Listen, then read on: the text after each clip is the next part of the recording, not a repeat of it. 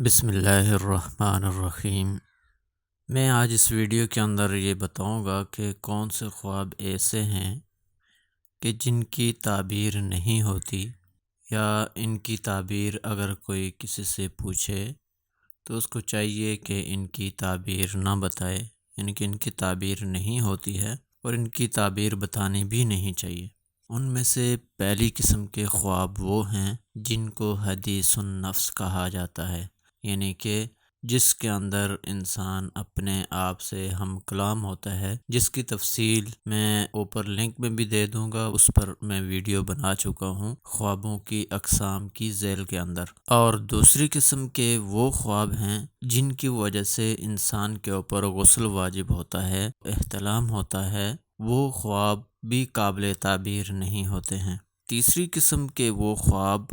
جو شیطان کی طرف سے دکھائے جاتے ہیں، مختلف قسم کے جو ڈراؤنے خواب ہوتے ہیں، وہ انسان دیکھتا ہے، وہ بھی نقصان دہ نہیں ہوتے ہیں، ان کی بھی تعبیر نہیں بتائی جاتی ہے۔ اور اس میں سے ایک قسم یہ بھی ہے کہ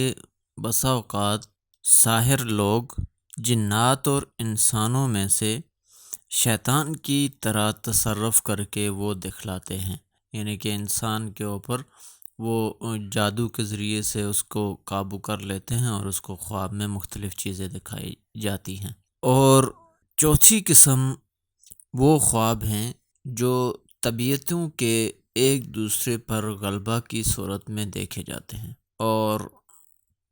پانچویں قسم کے وہ خواب ہیں جن کی تعبیر نہیں بتائی جاتی ہے، وہ یہ ہے کہ انسان کے جسم میں درد وغیرہ ہو، اس صورت میں جو انسان خواب دیکھتا ہے تو ان کی تعبیر بھی نہیں ہوتی ہے۔ یہ چند اقسام وہ تھیں جن کی تعبیر نہیں ہوتی ہے، اور جو تعبیر بتانے والا ہے اگر کوئی اس کے پاس تعبیر پوچھنے کے لیے آتا ہے تو اسے ان باتوں کا لحاظ رکھنا چاہیے کہ اس طرح کے خوابوں میں سے وہ خواب نہ ہو، پھر تحقیق اور تسلی کر کے اس کا جواب دے اور اس کی تعبیر بتائے۔ یہ پہلے بھی بتا چکا ہوں کہ تمام خوابوں میں صحیح جو خواب ہوتے ہیں ان کو بشرا بھی کہا جاتا ہے، رؤیا صادقہ بھی کہا جاتا ہے۔ جو طبیعت میں سکون ہو، لباس، پوشاک اور خوراک معیاری ہو، اور اس کی صحت بھی کیا ہو، نارمل ہو، صحت مند ہونے کی صورت میں یہ خواب